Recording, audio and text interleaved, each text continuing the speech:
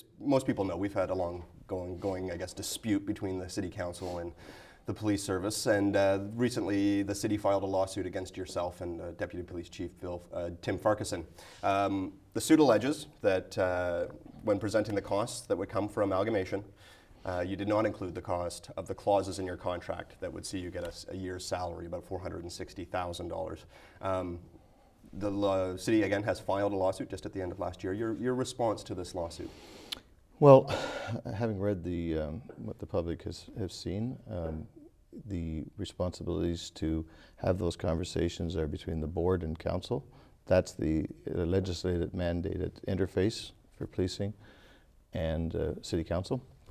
And I have full confidence that my employer, which is the Police Services Board, practiced its due diligence and was upholding everybody's best interest with the information that they had.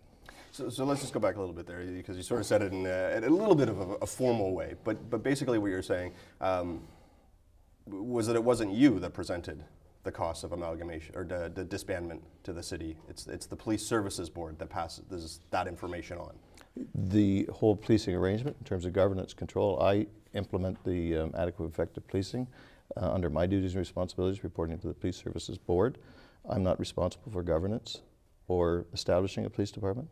I operate whatever jurisdiction my board is mandated to police. That's my role and function. So you, in essence, you don't answer directly to City Council. Your employer is the Police Services Board. That's correct. You provide the Police Services Board with the information that they would request of you. Absolutely. But it's the board that presents the information that council would see.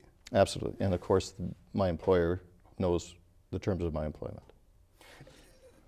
Speaking of the terms of your employment, as you know, I've read your contract, your current and past contracts. You have an indemnity clause in your contract. You have a clause in your contract that says, if you are sued, who's on the hook for the money? That's correct. So explain that. Who would be responsible? So you're being sued. Should the city win, who pays the $500,000 they're suing you for? So I'm indemnified. All chiefs are indemnified for civil litigation and torts and those kinds of things. So it occurs quite frequently. Like I typically, as the office of the chief and other named officers and the board, get sued on a not infrequent basis, like 3 or 4 times, but perhaps as often as that a year. So there's always a number of cases in the hopper. So this is one. So yes, you're right. I have an indemnification clause that covers the costs of suits. We've talked about this. This has been an ongoing issue between your service, focused on you and Deputy Chief Farquharson, and the city, focused on the mayor. You know, I guess there was some hopes that with the involvement of the province and the Police Services Board and that the situation, the relationship between the city and the police service would be coming to be repaired. This seems to throw that all under the bus.